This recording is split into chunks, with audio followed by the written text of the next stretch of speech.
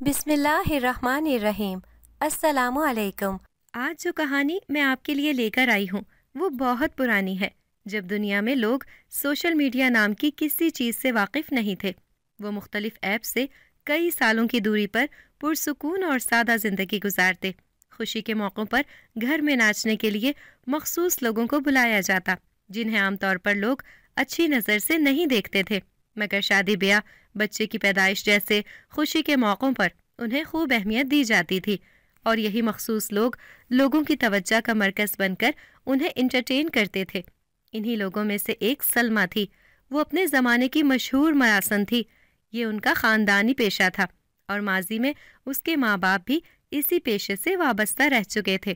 وہ اپنے ماں باپ کی اکلوتی اولاد تھی۔ جب اس نے جوانی میں قدم رکھا تو ماں سے گانا سیکھنا شروع کر دیا۔ ایک روز وہ اپنی ماں کے ساتھ شہر کے امیر ترین شخص شاہ نواز کے گھر ان کے پوتے کی پیدائش پر گانے کی محفل سجانے اور رونق لگانے کے لیے گئی تو سلمیٰ بھی اس کے ساتھ تھی۔ وہ ماں سے گائیکی کے نشیب و فراز سیکھ رہی تھی، سو ان دنوں ہر جگہ اپنی ماں کے ساتھ ہی پائی جاتی۔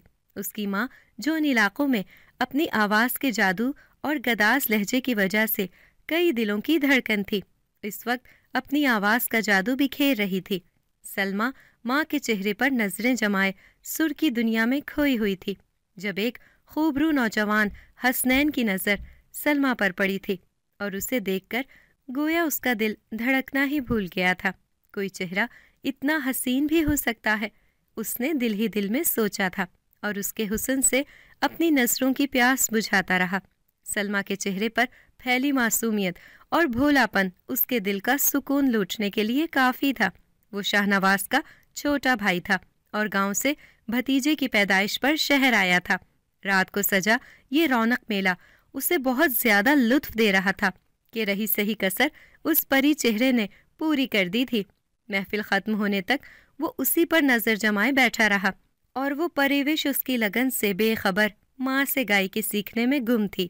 اگلے روز اس نے اس کی ساری نشانیاں بھابھی کے سامنے رکھ کر اس لڑکی کے بارے میں پوچھا تو صفیہ بیچاری کو دیور کا باولا پن سمجھ ہی نہ آیا، اور نہ ہی مطلوبہ لڑکی کا معلوم ہوا کہ وہ کون ہے جس نے دیور صاحب کے دل کا سکون لوٹ لیا ہے، اور اسے تو یہ بھی معلوم نہ تھا کہ اس گھر کا سکون بھی لٹنے کے قریب ہے۔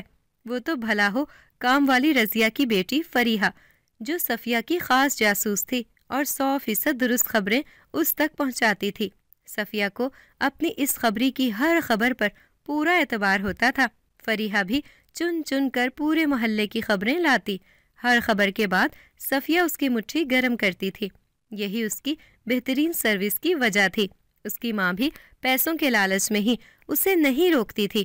خیر، اس نے جب صفیہ کو آ کر بتایا کہ رات چھوٹے صاحب مراسن سکینہ کی بیٹی سلمیٰ پر نظریں جمائے بیٹھے تھے، پہلے تو اس سے فریحہ کی بات پر یقین ہی نہ آیا، مگر جب رضیہ نے بھی اس بات کی تصدیق کر دی تو صفیہ دل تھام کر رہ گئی، اور پہلی فرصت میں دیور کو آڑے ہاتھوں لیا، جو دل ہارا بھی تھا تو ایک مراسن کی بیٹی پر۔ اگلے روز شاہ نواز اور صفیہ نے بیٹھ کر حسنین کو خوب سمجھایا کہ سلمیٰ کا خیال اپنے دل سے نکال دے، مگر وہ کسی طور نہ مانا اور سلمیٰ سے نکاح کروانے کی ضد کرنے لگا۔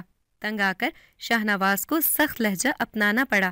یہ شہر ہے، لوگ اتنا ایک دوسرے سے نہیں پوچھتے، مگر تھو تھو پھر بھی کرتے ہیں اور پیٹھ پیچھے باتیں بناتے ہیں، اور گاؤں کا حال تو تمہیں اچھی طرح معلوم ہے۔ لوگ ذات برادری کو کتنی اہمیت دیتے ہیں۔ ہمارے باپ دادا سالوں سے اونچی ذات برادری دیکھ کر رشتہ کرتے آئے ہیں، اب تم ہمارے بزرگوں کی عزت کو مٹی میں ملانا چاہتے ہو کیا؟ ایسی بھی کیا مصیبت آ گئی ہے کہ ایک مراسن کی بیٹی سے رشتہ ہونے کے خواب دیکھنے لگے ہو؟ بڑے بھائی کے صاف انکار کے بعد حسنین بہت زیادہ پریشان ہو گیا، مگر اس نے ہار نہیں مانی اور آخری بار اپنے بھائی سے منت بھرے انداز میں کہا، میں اسے یہاں سے دور لے جاؤں گا، بھائی بھول جائیں گے وہ اپنی حقیقت، میں اسے نہیں پہچان دوں گا۔ اس کا لہجہ مضبوط تھا، مگر جواب میں شاہ نواز نے ایک طنز بھرا قہقہہ لگایا اور بولا، تم مٹاؤ گے سالوں پرانی اس کی شناخت کہ وہ نسلی مراسن ہے، یا یہ کہ اس کے خون میں ناچ گانا شامل ہے؟ کبھی ناخن بھی ماس سے جدا ہوا ہے کیا؟ شاہ نواز نے بھائی کا مذاق اڑایا تھا کہ شاید اسی طرح وہ اپنی ضد سے پیچھے ہٹ جائے، مگر وہ اپنی ضد کا پکا نکلا اور اگلے ہی دن گاؤں جانے کے لیے ٹرین میں بیٹھ گیا۔ گھر پہنچ کر اس نے اپنے خیالات کا اظہار دادا سے کیا تو وہ ہتھے سے اکھڑ گئے۔ خبردار، اگر کسی بد نسل کو اس خاندان کی بہو بنانے کے خواب دیکھے تو تمہاری آنکھیں ہی نوچ لوں گا۔ دادا کی وارننگ کا رتی برابر بھی حسنین پر اثر نہ ہوا اور وہ تیز لہجے میں بولا، ٹھیک ہے، میں بھی آپ ہی کا پوتا ہوں، جب تک میری یہ خواہش پوری نہیں ہوگی میں اناج کا ایک دانہ تک خود پر حرام سمجھوں گا۔ اگر آپ چاہتے ہیں کہ میں کچھ کھا کر زندہ رہ سکوں تو کل شہر جا کر سلمیٰ کی ماں سے اس کے رشتے کی بات کر لینا۔ وہ اپنی بات پوری کر کے وہاں رکا نہیں تھا اور تیزی سے وہاں سے چلا گیا۔ لڑکا تو اتاولا ہو گیا ہے، میں کہتی ہوں ہمیں جوش سے نہیں ہوش سے کام لینا چاہیے۔ پاس بیٹھی دادی جو ساری بات سن چکی تھیں دادا سے سرگوشی بھرے انداز میں بولیں تو دادا ان کا پلان سننے لگے اور آخر میں اس پلان پر اپنی بیوی کی عقل مندی پر داد دینے لگے۔ دادا جان نے جب اپنی رضامندی کا اظہار حسنین سے کیا تو وہ ان کی چال بازی سے بے خبر خوش ہو گیا اور دادا جان کو گلے لگا لیا۔ دادا اپنی منافقت پر دل ہی دل میں شرمندہ ضرور تھے، مگر اتنے زیادہ نہیں کہ اس کے رشتے کے لیے راضی ہو جاتے، سو انہوں نے شہر جانے کی تیاری شروع کر دی۔ شہر پہنچے تو شاہ نواز کو تو یقین ہی نہ آیا کہ دادا اتنا بڑا قدم بھی اٹھا سکتے ہیں۔ حسنین کی اس کم عمری اور نادانی کی عمر میں کی گئی محبت کی دادا کی نظر میں کوئی اہمیت نہ تھی، یہ بات وہ اچھی طرح جانتا تھا، تبھی دادا کے اس قدم پر حیرت زدہ تھا۔ پھر یہ حیرت بھی جلد ہی دور ہو گئی جب رات کو حسنین کے سونے کے بعد دادا نے اسے اپنے پاس بلا کر سارا معاملہ سمجھا دیا اور ساتھ ہی یہ بھی سمجھا دیا کہ اس ڈرامے میں اسے اپنا کردار کس طرح نبھانا ہے۔ وہ پوری بات سمجھ کر اس رات مطمئن ہو کر سو گیا۔ اگلے دن صبح کے وقت جب سلمیٰ کی ماں جلدی جاگ کر کسی بلاوے کا انتظار کر رہی تھی، ایسا بہت کم ہوتا تھا کہ اسے کسی دن بلاوے کا انتظار کرنا پڑے، اکثر لوگ پہلے سے ہی بکنگ کروا کر رکھتے۔ سو زور زور سے دروازہ بجا تو اس نے کلمہ شکر ادا کیا اور اٹھ کھڑی ہوئی کہ رزق کا پیغام آ گیا تھا اور اب اسے گھر میں لے کر آنا اس کا کام تھا۔ انہی سوچوں میں گم اس نے دروازہ کھولا تو اپنے سامنے شاہ نواز کو دیکھ کر حیران رہ گئی۔ سائیں، ابھی تو آپ کے بیٹے کی خوشی منائی ہے، اب کس وجہ سے بلانے کے لیے تشریف لائے ہیں؟ تارا اسے مہمان خانے میں بٹھانے کے لیے اندر آنے کا راستہ دیتے ہوئے بولی تو شاہ نواز بولا، پوری بات تو سن لے، تارا کیوں تاولی ہو رہی ہے؟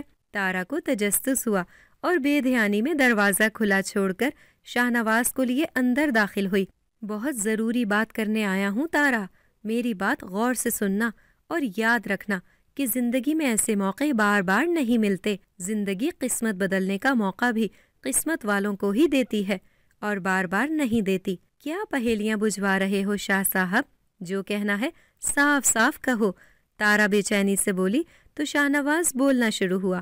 اس دن چھوٹے کی خوشی والے دن میرے چھوٹے بھائی حسنین کا دل تمہاری سلمیٰ پر آ گیا تھا۔ تمہیں تو معلوم ہی ہوگا کہ ہم جاگیردار لوگ رشتے ناتے حسب و نسب دیکھ کر کرتے ہیں، ورنہ لوگوں میں ہماری ناک کٹ جاتی ہے اور ہمارے مزارین ہمارے سر چڑھ کر اپنی منمانیاں شروع کر دیتے ہیں۔ اس لیے یہ رشتہ تو ہم کسی صورت نہیں کر سکتے، مگر حسنین کا دل رکھنے کے لیے آج ہم رشتہ لے کر آئیں گے تو تم نے صاف انکار کر دینا ہے۔ اب یہ تم بتاؤ کہ اس انکار کی کیا قیمت وصول کرو گی؟ بس کام ایسے ہو کہ سانپ بھی مر جائے اور لاٹھی بھی نہ ٹوٹے۔ دوسری طرف حسنین بہت زیادہ پریشان تھا۔ دادا کو گاؤں سے شہر تو لے آیا تھا، مگر ساتھ ہی دل میں یہ خوف بھی تھا کہ اگر تارا نے بیٹی کا رشتہ دینے سے انکار کر دیا تو وہ کیا کرے گا؟ سلمیٰ کو کھونے کا احساس ہی جان لیوا تھا۔ پوری رات جاگتے ہوئے اور دعا کرتے ہوئے گزر گئی تھی کہ کسی طرح اسے سلمیٰ کا ساتھ مل جائے، چاہے جان پر کھیل کر ہی کیوں نہ ملے۔ انسان کی یہی بھول ہوتی ہے کہ اپنی خواہش میں اندھا ہو کر دعا کے آداب ہی بھول جاتا ہے۔ سو اس وقت اس کا بھی یہی حال تھا۔ وہ رات کے آخری پہر کچھ سوچ کر مطمئن ہوتا سونے میں کامیاب ہو ہی گیا تھا، مگر صبح جلدی بیدار ہو کر وہ تارا کے گھر پہنچ کر ہر قیمت پر رشتہ قبول کروانے کے لیے اس کے گھر پہنچ گیا تھا اور دروازہ کھلا پا کر اندر قدم رکھ دیا۔ بائیں جانب بنے کمرے میں کھلی کھڑکی سے اندر کا نظارہ صاف دکھائی دے رہا تھا۔ وہ دشمن جاں اس کے دل کا چین لوٹ کر دنیا و مافیا سے بے خبر سو رہی تھی۔ اس کے چہرے پر پھیلی ریشمی سیاہ بالوں کی لٹیں اس کی دلکشی میں مزید اضافہ کر رہی تھیں۔ اس کی سنہری رنگت اور دلکش نقوش اس کے دل کو بے چین کر رہے تھے۔ اس سے پہلے کہ وہ مزید کھویا رہتا، اسے کچھ عجیب ہونے کا احساس ہوا۔ مہمان خانے سے آتی شاہنواز بھائی کی آواز سن کر وہ حیران رہ گیا۔ اس دن چھوٹے کی خوشی والے دن میرے چھوٹے بھائی حسنین کا دل تمہاری سلمہ پر آ گیا تھا۔ تمہیں تو معلوم ہی ہوگا کہ ہم جاگیردار لوگ رشتے ناتے حسب نسب دیکھ کر کرتے ہیں، ورنہ لوگوں میں ہماری ناک کٹ جاتی ہے اور ہمارے مزارین ہمارے سر چڑھ کر اپنی منمانیاں شروع کر دیتے ہیں۔ اس لیے یہ رشتہ تو ہم کسی صورت نہیں کر سکتے، مگر حسنین کا دل رکھنے کے لیے آج ہم رشتہ لے کر آئیں گے تو تم نے صاف انکار کر دینا ہے۔ اب یہ بتاؤ کہ تم اس انکار کی کیا قیمت وصول کرو گی؟ بس کام ایسے ہو کہ سانپ بھی مر جائے اور لاٹھی بھی نہ ٹوٹے۔ اس نے ایک ایک لفظ بڑے غور سے سنا تھا۔ اس کے اپنے اس کی خوشیاں دنیاوی نمود و نمائش کی خاطر برباد کرنے کے لیے اس حد تک گر سکتے ہیں، اس نے کبھی خواب میں بھی نہیں سوچا تھا۔ وہ جو اپنی خوشیوں کا سودا کرنے کے لیے وہاں آیا تھا، نہیں جانتا تھا کہ اس سے بڑا سوداگر پہلے سے وہاں موجود ہے۔ وہ بڑے بڑے قدم اٹھاتا اندر داخل ہوا تو اسے دیکھ کر شاہنواز کے قدموں تلے زمین نکل گئی۔ میں رشتے کے معاملات طے کرنے آیا تھا تارا کے ساتھ۔ تارا بتاؤ نا حسنین کو۔ وہ اسے برہم دیکھ کر بہانے بنانے لگا، مگر حسنین کے چہرے سے صاف اندازہ لگایا جا سکتا تھا کہ وہ سب سن چکا ہے۔ سو تارا نے خاموش رہنے میں ہی عافیت جانی اور تماشائی بنی کھڑی رہی، جبکہ حسنین شعلہ برساتی نگاہوں سے بڑے بھائی کو دیکھ رہا تھا۔ آپ لوگ میری خوشیوں کے اتنے بڑے دشمن ہیں، یہ میں نے سوچا نہیں تھا۔ ٹھیک ہے، میں نہیں کرتا یہ شادی۔ آپ لوگ بھی آج رات ہی مجھے کندھا دینے اور دفن کرنے کی تیاری کر لیں۔ یہ کہہ کر وہ رکا نہیں اور تیزی سے جس طرح آندھی اور طوفان کی طرح اندر داخل ہوا تھا اسی طرح واپس چلا گیا۔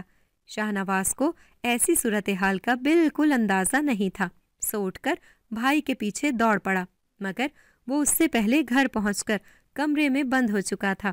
شاہنواز نے دادا کو پوری بات بتائی تو وہ سر پکڑ کر بیٹھ گئے۔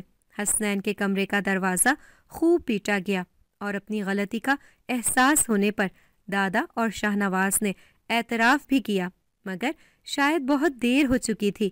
حسنین نیند کی گولیاں پھانک کر اندر بے ہوش پڑا تھا۔ باہر سب لوگوں کا دل سخت بے چین تھا۔ دادی بار بار دروازے پر دم کر رہی تھیں اور ہاتھ اٹھا کر دعا مانگ رہی تھیں کہ حسنین کوئی بڑا نقصان نہ کرے، کیونکہ وہ اپنے خون کی ضدی طبیعت سے اچھی طرح واقف تھیں۔ آخر کار 3 گھنٹے بعد دروازہ توڑ کر حسنین کو اٹھایا گیا، جس کے منہ سے جھاگ نکل رہے تھے۔ اسے فوری طور پر ہسپتال لے جایا گیا۔ دوا کا کچھ حصہ ہی معدے سے جسم میں داخل ہوا تھا، سو بچت ہو گئی تھی اور اس کا معدہ واش کر کے بچا لیا گیا تھا۔ رات کے وقت جب اسے گھر لے جایا گیا تو وہ سب اس کی زندگی بچ جانے پر شکر گزار تھے۔ دادا اور دادی نے مزید دیر کرنا مناسب نہ سمجھا، کچھ وہ دن کی روشنی میں یہ کام کرنا شاید باعث شرم محسوس کرتے، سو انہوں نے رات کے اندھیرے میں کانپتے ہاتھوں اور جھکے سر سے تارا کے گھر کے دروازے پر دستک دے ڈالی۔ آخر پردیس میں بیٹھے بیٹے یعنی حسنین کے باپ کو بھی منہ دکھانا تھا۔ جو بیٹا کھو دیتا تو ماں باپ سے ضرور سوال کرتا۔ تارا صبح والے واقعے کے بعد نارمل ہو چکی تھی، کیونکہ اس پیشے میں چھوٹے موٹے عاشقوں سے پالا پڑ ہی جاتا تھا۔ یہ اس کے لیے نئی بات نہیں تھی۔ رات کے اس پہر دروازہ بجا تو وہ یہی سمجھی کہ ارجنٹ اسے بلانے کے لیے کوئی آیا ہے۔ ایسے موقع پر اس کی کمائی دگنی ہو جاتی تھی، سو وہ خوش ہو گئی اور دروازہ کھولا تو 2 بوڑھوں کو روتے دیکھ کر حیران رہ گئی۔ وہ یہی سمجھی کہ وہ راستہ بھول کر اس دروازے پر آ گئے ہیں۔ یہاں پر لوگ خوشی کے موقع پر آتے ہیں، رونے اور غم بانٹنے نہیں۔ وہ غصے سے بولی، ہم یہاں تیرے دروازے پر اپنے پوتے کی خوشیوں کی بھیک مانگنے آئے ہیں۔ ہم شاہنواز کے دادا دادی حسنین کے لیے سلمہ کا ہاتھ مانگنے آئے ہیں۔ ہماری جھولی کو خالی مت لوٹانا۔ چاہے اس رشتے کی کوئی بھی قیمت رکھ لے، دادی نے سسکیوں کے درمیان کہا تو تارا کو یقین ہی نہ آیا کہ کوئی اس چاہ سے بھی اس کی بیٹی کا ہاتھ مانگنے کے لیے آ سکتا ہے۔ شاہ نواز اس شہر کا امیر ترین آدمی تھا۔ وہ اچھی طرح جانتی تھی کہ یہ رشتہ کسی بڑی نعمت سے کم نہیں ہے، سو ان دونوں کو اندر بلا کر عزت سے بٹھایا اور بولی، کوئی ماں اپنی بیٹی کی خوشیوں کا سودا کیسے کر سکتی ہے؟ میرے لیے اتنا کافی ہے کہ کوئی اتنی چاہ اور مان سے اس کا ہاتھ مانگنے کے لیے اس دروازے پر آیا ہے جس پر سالوں سے لوگ اپنے دل کو بہلانے کے لیے دستک دیتے ہیں۔ میں نے اپنی زندگی میں یہی دعا مانگی ہے کہ اس دروازے پر سلمیٰ کے لیے کوئی دستک دے تو وہ اس کا ہاتھ مانگنے کے لیے دے، نہ کہ گھر میں کچھ دیر کی رونق لگانے کے لیے۔ آج میری یہ دعا قبول ہو گئی ہے۔ تارا بے حد جذباتی انداز میں بول رہی تھی، اس کی آنکھوں سے آنسو نکل رہے تھے۔ حسنین کی دادی کلثوم نے اسے گلے لگا لیا اور اس طرح جب پوری دنیا اندھیرے میں ڈوبی ہوئی تھی یہ رشتہ طے ہو گیا تھا۔ وہ دونوں وہاں سے بڑے خوش اور مطمئن واپس گئے تھے اور تارا نے اسی وقت کلمہ شکر ادا کیا تھا کہ بیٹی کے لیے امید سے بڑھ کر اچھا رشتہ مل گیا تھا۔ خوشی اس کے چہرے سے ظاہر تھی۔ اگلے ہفتے جب حسنین کی طبیعت کچھ سنبھلی تو اگلے ہی دن تارا کے دروازے پر ایک چھوٹی سی بارات اتری اور سلمیٰ حسنین کی دلہن بن کر روتی آنکھوں کے ساتھ رخصت ہو گئی۔ حسنین کے لیے وہ اس کی زندگی کا سب سے خوبصورت دن تھا۔ اگلے دن وہ لوگ گاؤں جانے کے لیے نکل گئے۔ سلمیٰ جو ماں کے بغیر ایک دن بھی کہیں نہیں گزارتی تھی، اب ماں کو روتا چھوڑ کر بہت دور انجانی جگہ پر چلی آئی تھی۔ ماں نے اس سے وعدہ لیا تھا کہ وہ ہر ماہ خط لکھ کر اسے اپنی خیریت سے آگاہ کرے، اور جس ماہ اس کا خط نہیں ملے گا اس دن اس کی ماں سمجھ جائے گی کہ وہ کسی پریشانی میں مبتلا ہے۔ حسنین کی محبت اور توجہ نے اسے اس نئے ماحول میں ایڈجسٹ کر ہی دیا تھا۔ گھر کے باقی لوگوں کا رویہ اس کے ساتھ لیا دیا سا ہی تھا۔ ایک روز وہ صبح سو کر اٹھی تو دن کافی نکل چکا تھا اور حسنین بھی کمرے میں نہیں تھا۔ وہ اس کی نیند خراب کیے بغیر کمرے سے نکل چکا تھا۔ شادی کو 1 ماہ گزر گیا تھا اور اس نے سسرال اور شوہر کی تعریفوں بھرا خط ماں کو بھیج دیا تھا۔ خیر ابھی وہ فریش ہو کر سر پر سلیقے سے دوپٹہ جمائے دادا دادی کو سلام کرنے کے لیے ان کے کمرے میں جا رہی تھی کہ اندر سے تیز تیز آتی آوازیں سن کر اس کے قدم وہیں رک گئے۔ اس نے اندر جا کر مداخلت کرنا مناسب نہ سمجھا اور ان کے خاموش ہونے کا انتظار کرنے لگی۔ حسنین کی کسی بات پر دادا دادی سے بحث ہو رہی تھی۔ وہ کچھ غصے میں بھی لگ رہا تھا۔ ہم یہیں رہیں گے، اسی گھر کے اندر۔ میری شادی اگر آپ نے یہی سوچ کر کی تھی تو کم از کم آپ لوگوں کو ہمیں بتانا چاہیے تھا۔ اب معلوم ہو گیا نا تو پتر اسے لے کر چھوٹی حویلی میں شفٹ ہو جا۔ ہمیں مراسیوں کا گند اس گھر میں نہیں چاہیے، دادی نے تیز لہجے میں کہا تو باہر کھڑی سلمیٰ کے قدم ڈگمگا سے گئے۔ وہ منتظر ہی رہی کہ ابھی حسنین کچھ کہہ کر انہیں چپ کرا دے گا، مگر وہ خاموش کھڑا تھا۔ دادی کچھ اور بھی کہہ رہی تھی مگر سلمیٰ کا ذہن تو لفظ مراسیوں کا گند میں اٹکا ہوا تھا۔ ٹھیک ہے، میں کل ہی چھوٹی حویلی میں شفٹ ہو جاؤں گا۔ وہ مزید وہاں کھڑی نہ رہ سکی تھی اور بے جان قدموں سے اپنے کمرے میں آ کر پھوٹ پھوٹ کر رونے لگی تھی۔ اگلے روز حسنین نے اپنا اور اس کا سامان اٹھوا کر چھوٹی حویلی میں سیٹ کروا دیا تھا۔ سلمیٰ خاموش تماشائی بنی رہی۔ وہاں جانے کے بعد حسنین کے سر سے محبت اور عشق کا بھوت اترنے لگا تھا۔ وہ اکثر کہتا، میں نے تم سے شادی کر کے شاید کچھ غلط کر لیا ہے، تبھی دادا دادی نے مجھے گھر سے نکال دیا ہے۔ بابا باہر ملک میں اور بھائی شہر میں رہ رہے ہیں، ایک میں ان کے پاس تھا، مگر انہوں نے تم سے شادی کرنے کی وجہ سے مجھے اپنی زندگیوں سے دور کر دیا ہے۔ مجھے تم سے شادی نہیں کرنی چاہیے تھی، مگر کیا کرتا، تم میری محبت ہو۔ سلمیٰ کو سمجھ نہیں آتی کہ اس اظہار پر ہنسے یا روئے، بس خاموش ہی رہ جاتی۔ دن اسی طرح گزر رہے تھے۔ حسنین کا زیادہ تر وقت بڑی حویلی میں گزرتا تھا۔ سلمیٰ پورا دن اس کے انتظار میں گزار دیتی۔ وہ بڑی حویلی جا کر جیسے واپسی کا راستہ ہی بھول جایا کرتا۔ وہ شادی کے بعد ایک بار بھی ماں سے نہ ملی تھی۔ حسنین سے ماں سے ملنے کی خواہش ظاہر کی تو اس نے اس انداز میں اس کی طرف دیکھا تھا جیسے اس کی دماغی حالت پر شک کر رہا ہو۔ پھر سختی سے بولا، تم ان تنگ گلیوں میں دوبارہ جانے کا نہیں کہو گی۔ اس گھر کے خیال سے بھی دل کو پاک کر لو۔ میں تمہیں ایک نئی پہچان دینا چاہتا ہوں اور تم ہو کہ اس گھر میں جانے کے لیے تڑپ رہی ہو۔ بے وقوف لڑکی، میں نے کب کہا تھا کہ میں وہاں پلٹ کر نہیں جاؤں گی؟ یا میں نے کب آپ سے وعدہ کیا تھا کہ اپنی پہچان اور خون سے مکر کر زندہ رہوں گی؟ بتائیے۔ وہ چیخ پڑی تو حسنین یہ کہہ کر چلا گیا، وہاں جانے کا نام بھی مت لو، سمجھی؟ دادا دادی کو پسند نہیں ہے کہ میں تمہارے ساتھ وہاں خوار ہو کر اس خاندان کی عزت کو خراب کروں۔ وہ یہ کہہ کر وہاں سے چلا گیا اور سلمیٰ دوپٹے میں منہ چھپا کر رونے لگی۔ ماں، تمہیں کس نے کہا تھا کہ بڑے گھروں اور اونچے خاندان میں بیٹیاں سکھی رہتی ہیں؟ ماں، اونچے گھروں والے لوگوں کے دلوں میں چھوٹے گھر والی لڑکی کے لیے کوئی جگہ نہیں ہوتی۔ ان کی نظر میں اس کی عزت ایک کوڑی کی بھی نہیں ہوتی۔ جھونپڑی میں بھی قدر ملتی تو شاید یہ دل اس طرح زخمی نہ ہوتا۔ سلمیٰ روتے ہوئے ماں کو پکار رہی تھی، مگر افسوس وہاں اس کی پکار سننے والا کوئی نہ تھا۔ تھک ہار کر وہ وہیں سو گئی۔ اس کی آنکھ کسی کے دروازہ دھڑ دھڑ بجانے سے کھلی تھی۔ اس نے اٹھ کر دروازہ کھولا تو تائی زلیخا، گاؤں کی وہ واحد عورت جو اکثر اس سے ملنے کے لیے چلی آتی تھی، دروازے پر کھڑی تھی۔ وہ اندر داخل ہوئی تو کلائی سے سلمیٰ کو پکڑ کر اندر کھینچتی چلی آئی۔ کیا ہو گیا ہے تائی؟ سلمیٰ کو کچھ انہونی ہونے کا احساس ہوا۔ قیامت ٹوٹ پڑی ہے، قیامت! چل چوڑیاں توڑ اور یہ رنگین کپڑے بدل، جلدی سے، تیرا سہاگ اجڑ گیا، تو بیوہ ہو گئی۔ الفاظ تھے یا بم؟ سلمیٰ کی ذات جیسے کئی ٹکڑوں میں تقسیم ہو گئی۔ یہ کیا بکواس کر رہی ہے؟ سلمیٰ نے تائی زلیخا کو جھنجھوڑ ڈالا۔ اتنے میں بڑی حویلی کی ایک ملازمہ گھر میں داخل ہوئی اور بولی، سلمیٰ بی بی آ کر چھوٹے صاحب کا چہرہ دیکھ لیں۔ سلمیٰ کے پیروں تلے زمین کھسک گئی تھی۔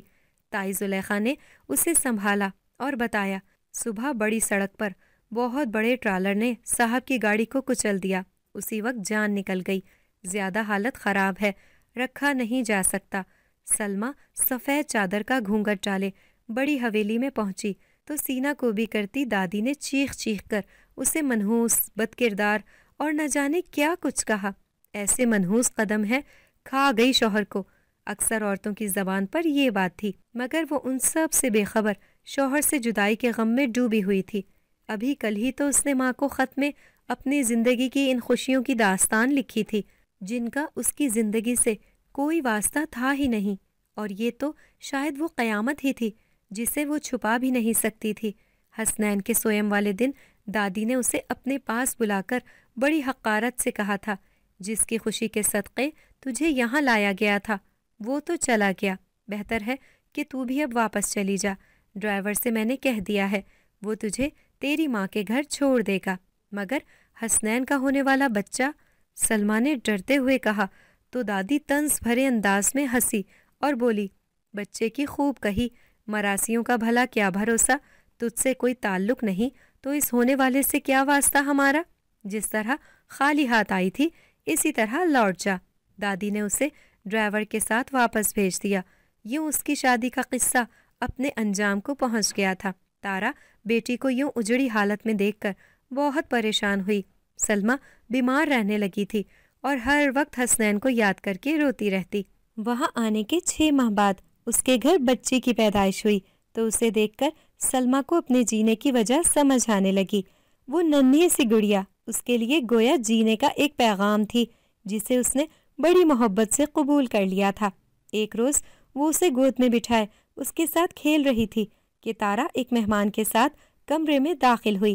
اس نے سر اٹھا کر دیکھا تو اپنے سامنے شاہ نواز کو پا کر حیران رہ گئی۔ اس کے چہرے پر شرمندگی پھیلی تھی۔ مجھے دکھ ہے کہ تمہیں گاؤں میں وہ مقام نہیں ملا جس کی تم حقدار تھیں۔ حسنہ کے بارے میں مجھے کل ہی معلوم ہوا تو میں چلا آیا۔ میں اپنے حسنین کی نشانی کو گلے لگانا چاہتا ہوں۔ سلمیٰ نے اپنی بیٹی حسنہ کو اس کے تایا کی گود میں دیا تو وہ اسے گلے لگا کر رو پڑا۔ اسے اس ننھی پری میں سے بھائی کی خوشبو آتی محسوس ہو رہی تھی۔ جاتے ہوئے شاہ نواز نے جیب سے نیلے نوٹوں کی گڈی نکال کر حسنہ کے پاس رکھی تو سلمیٰ نے تڑپ کر وہ نوٹ اٹھا کر شاہ نواز ہی کے ہاتھ میں دے دیے۔ معاف کیجیے گا بھائی صاحب، جس جگہ ہمیں اپنا مقام نہ ملا ہو وہاں کی بھیک بھلا ہمارے کس کام کی؟ سلمیٰ کی بات سن کر شاہنواز کا دل کٹ کر رہ گیا تھا۔ وہ نوٹ ہاتھ میں پکڑے شکست بھرے انداز میں وہاں سے نکل گیا تھا۔ تارا بیمار رہنے لگی تھی۔ جوان بیوہ بیٹی کو دیکھ کر اس کا دل خون کے آنسو روتا تھا۔ انہی فکرات کی وجہ سے وہ بیمار رہنے لگی تھی۔ ایک روز اس کو پروگرام کرنا تھا، مگر بخار تھا کہ جان چھوڑنے کا نام ہی نہیں لے رہا تھا۔ سلمیٰ نے ماں کو دوا دی، بیٹی کو سلایا اور ماں کی جگہ جانے کے لیے تیار ہو گئی۔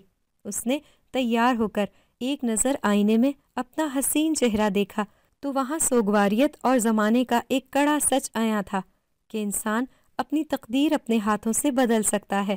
دوسروں کے آسرے پر وقت ضائع کرنے والے گھوم پھر کر واپس اسی جگہ پہنچ جاتے ہیں اور سوائے پچھتاوے کے ان کے پاس کوئی دوسرا راستہ نہیں بچتا۔ وہ خود سے نظریں چراتی، آنسوؤں کو پیچھے دھکیلتی آگے بڑھ گئی۔ جو گاڑی لینے کے لیے آئی تھی اسے دیکھ کر ہی ان لوگوں کے اسٹینڈرڈ کا اندازہ لگایا جا سکتا تھا۔ اس نے ہال میں قدم رکھا تو لوگ جو عمر رسیدہ تارا کے منتظر تھے اتنی حسین و دلکش پری پیکر چہرہ دیکھ کر پلکیں جھپکنا ہی بھول گئے۔ سلمیٰ پر اعتماد سی مائک کے آگے اپنی آواز کا جادو جگا رہی تھی اور سامنے بیٹھے لوگوں کے دل کی دھڑکن تھم سی گئی تھی۔ پہلی بار ہی اس کی آواز نے جادو جگایا تھا۔ وہ واپس جانے کے لیے بیرونی دروازے سے نکلی ہی تھی کہ پیچھے سے خاصی بھاری مردانہ آواز سن کر وہ وہیں رک گئی۔ کل اسی گلی کے 5ویں مکان میں ایک سیشن ہمارے لیے۔ اس نے نوٹ سلمیٰ کے آگے بڑھائے تو اس نے تھام کر حامی بھر لی۔ رقم خاصی زیادہ تھی اور توقع سے بڑھ کر تھی۔ سلمیٰ کچھ کہنا چاہتی تھی مگر اگلے ہی پل وہ شخص کچھ اضافی بات کیے بغیر آگے بڑھ گیا۔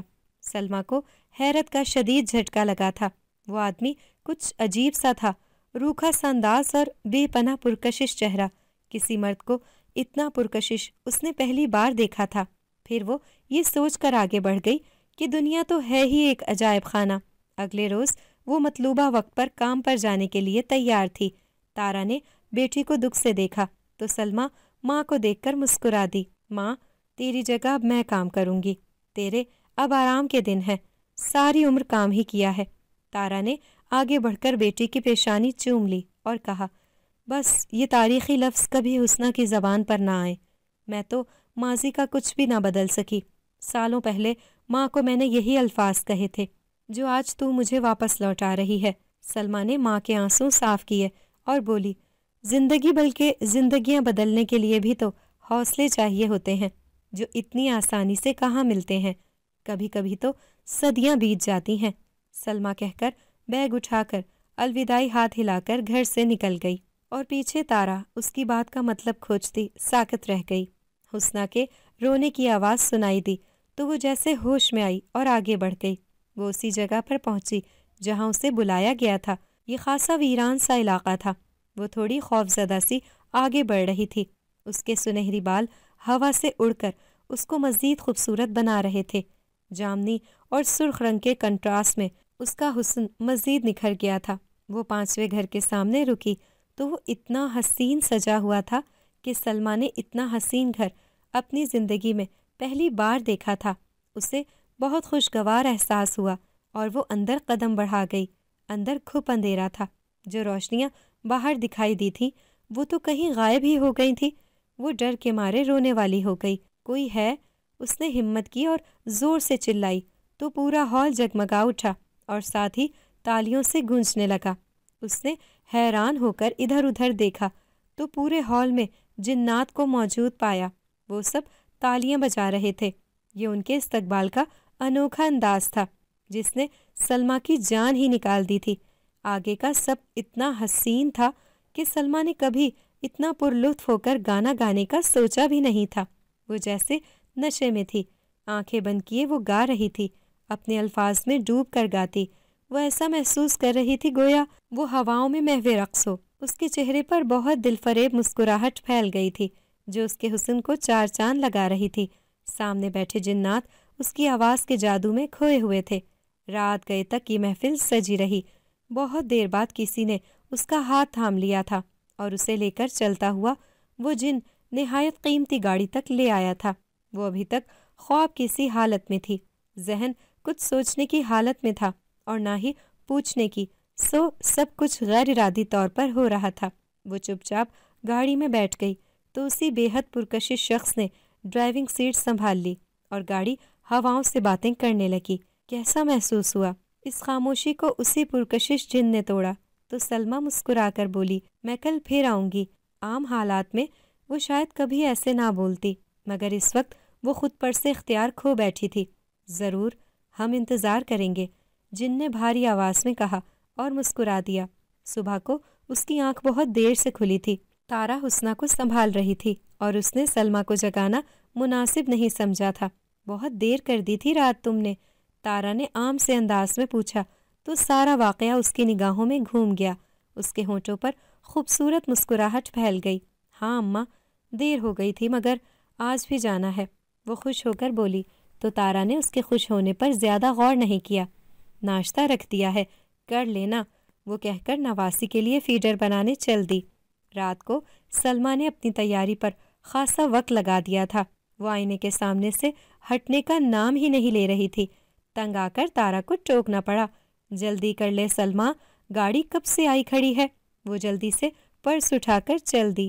آج کی رات بھی پچھلی رات کی طرح بہت حسین تھی۔ سلمیٰ نے اپنی آواز کے جادو سے جنات کی محفل میں سکوت پیدا کر دیا تھا۔ رات گئے اسی خوبصورت جن نے اسے بھاری رقم تھما کر گھر چھوڑ دیا تھا۔ دن اسی طرح گزرنے لگے۔ ہر گزرتے دن کے ساتھ سلمیٰ کا تعلق ان مہربان جنات کے ساتھ مزید گہرا ہوتا گیا۔ حسنہ 4 سال کی ہوئی تو اس نے ایک اچھے اسکول میں اسے داخل کرا دیا۔ ایک روز وہ معمول کے مطابق بہت دیر سے بیدار ہوئی تھی کہ دروازے پر دستک ہوئی۔ تارا نے دروازہ کھولا تو سامنے حسنین کے دادا دادی اور ایک شخص کو کھڑا دیکھ کر حیران رہ گئی۔ میں اپنی پوتی سے ملنے آیا ہوں، اسے دیکھنا چاہتا ہوں، اس شخص نے جو حسنین سے بہت زیادہ مشابہت رکھتا تھا شرمندہ ہو کر کہا تو تارا نے نہ چاہتے ہوئے بھی اندر آنے کا راستہ دے دیا، یہ سوچ کر کہ چاہے جیسے بھی لوگ ہیں مگر اس کی نواسی سے خون کا رشتہ رکھتے ہیں۔ حسنین کے والد جو بیرون ملک سے پاکستان آئے تھے حسنہ کو گلے لگا کر زارو قطار روتے رہے۔ انہیں دیکھ کر باقی سب کی بھی آنکھوں میں آنسو آ گئے۔ میں تمہیں اپنے ساتھ لے کر جانا چاہتا ہوں بیٹا، میں اور میرے ماں باپ تم سے ماضی کے ہر برے رویے کی معافی مانگتے ہیں، ہمیں معاف کر دو اور ہمارے ساتھ چلو۔ ہم اپنے حسنین کی نشانی کو ہمیشہ اپنے سینے سے لگا کر رکھنا چاہتے ہیں۔ حسنین کے والد نے آنسوؤں کے درمیان کہا تو سلمیٰ نے کہا، آپ شاید بھول گئے ہیں کہ آپ ایک مراسن اور اس کی بیٹی کو اپنے گھر لے جانے کی بات کر رہے ہیں، جسے بے عزت کر کے اس گھر سے نکالا گیا تھا۔ تم ہمیں معاف نہیں کرو گی؟ دادا نے سر جھکا کر کہا تو سلمیٰ بولی، میں اس گھر سے کوئی بغض دل میں لے کر نہیں نکلی تھی بابا، بس وہاں واپس نہیں جا سکتی۔ کیا یہ تمہارا آخری فیصلہ ہے؟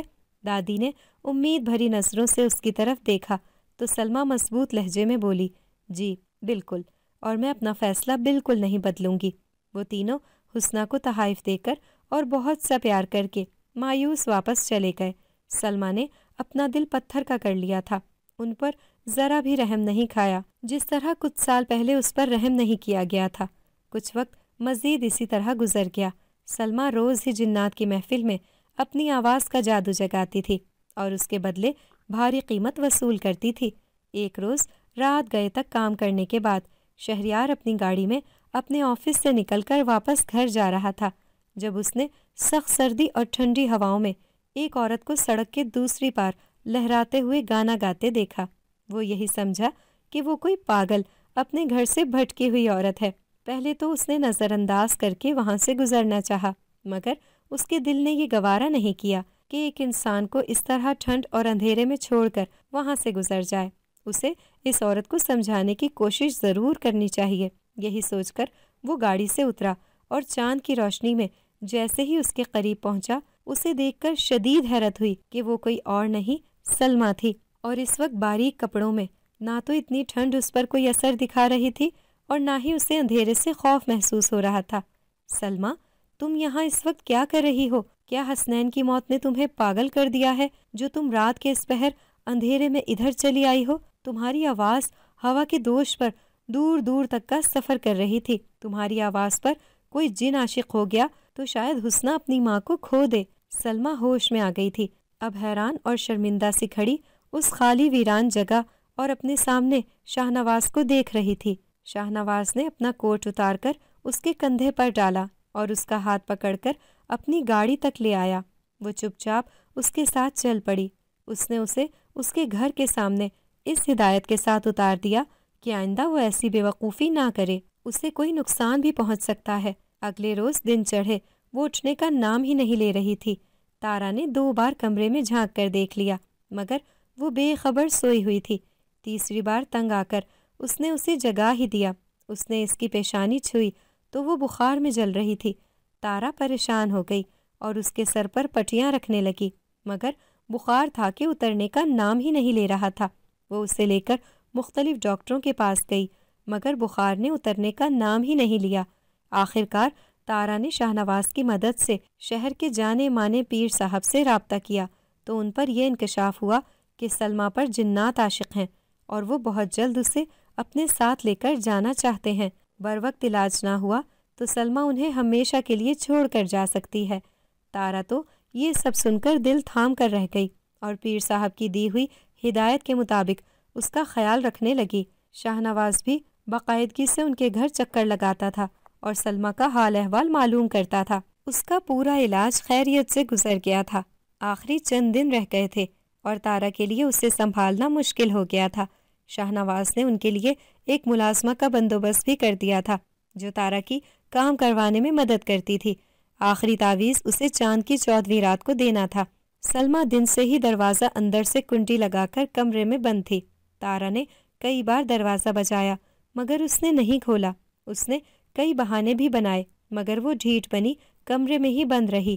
تارا کی سانس اٹکی ہوئی تھی۔ یہ رات گزر جاتی تو شاید اس کا علاج کبھی پورا نہیں ہوتا۔ تارا پریشان سی ادھر ادھر ٹہل رہی تھی مگر کچھ سمجھ نہیں آ رہا تھا۔ دروازہ کھول سلمیٰ، نہ پریشان کر مجھے، تارا چلائی تو سلمیٰ کھڑکی سے جھانک کر بولی، ماں حسنین بلا رہا ہے، مجھے اس کے پاس جانا ہے۔ وہ دونوں ہاتھوں سے مضبوطی سے کھڑکی کی جالی پکڑ کر رونے لگی۔ تارا دور کھڑی بیٹی کو افسوس سے دیکھ رہی تھی کہ نہ جانے سلمیٰ کے دل میں کیا آئی کہ زور زور سے قہقہہ لگا کر ہنسنے لگی۔ وہ آنکھیں بند کیے اور منہ کھولے زور زور سے ہنس رہی تھی۔ تارا کے ذہن میں ایک ترکیب آئی۔ اس نے تعویذ کا پانی کھڑکی کے باہر سے ہی اس کے منہ کے اندر پھینکا تو سلمیٰ نے جیسے ہی منہ بند کیا پانی کا کچھ حصہ اس کے اندر چلا گیا۔ مجھے مار دیا ماں، سلمیٰ کے منہ سے یہ الفاظ نکلے تھے اور اگلے ہی پل وہ کسی بے جان مورت کی طرح لہرا کر پیچھے کی طرف گر پڑی تھی۔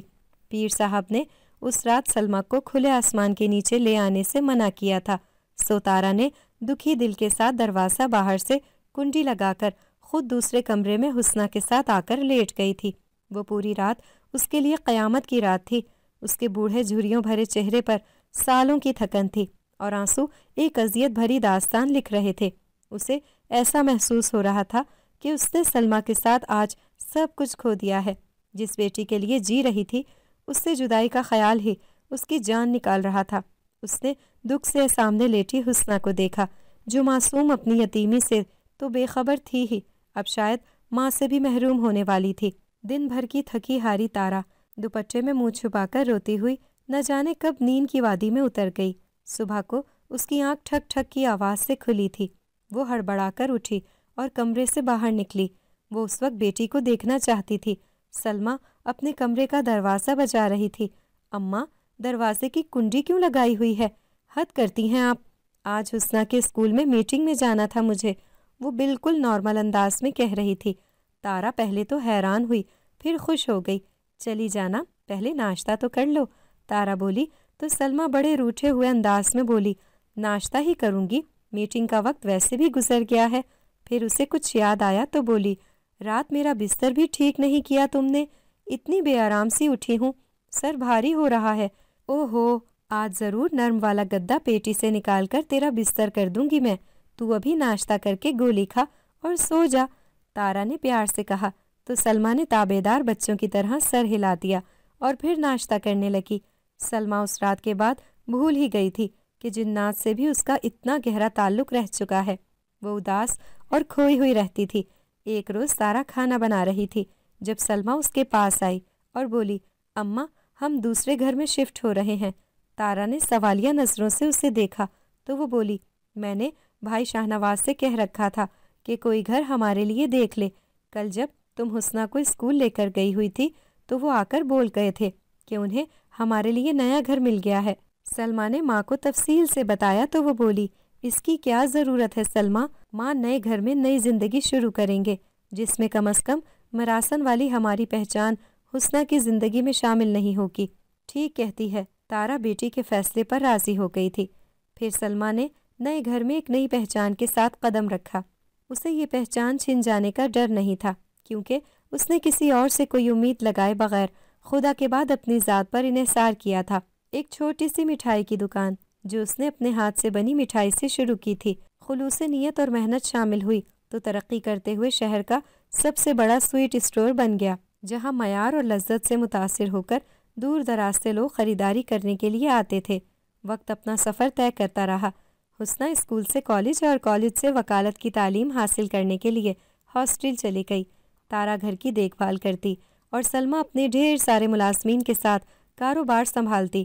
حسنین کی موت کے بعد ہی صحیح، مگر شاہ نواز نے ہمیشہ اس کا ساتھ ایک سگے بھائی کی طرح دیا تھا، ہر موڑ پر اس کے ساتھ آ کھڑا ہوا تھا۔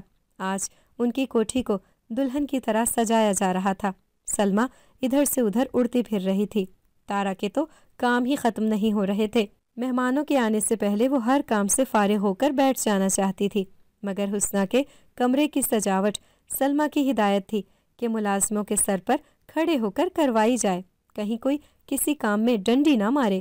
اس کے کمرے میں فانوس سے لے کر نرم مخملی کارپیٹ تک سب نیا تھا۔ جس وقت حسنہ کی گاڑی علاقے میں داخل ہوئی، سلمیٰ پھولوں کے ہار اور ملازمائیں پھولوں کی تازہ پتیاں لے کر دروازے میں کھڑی ہو گئی تھی۔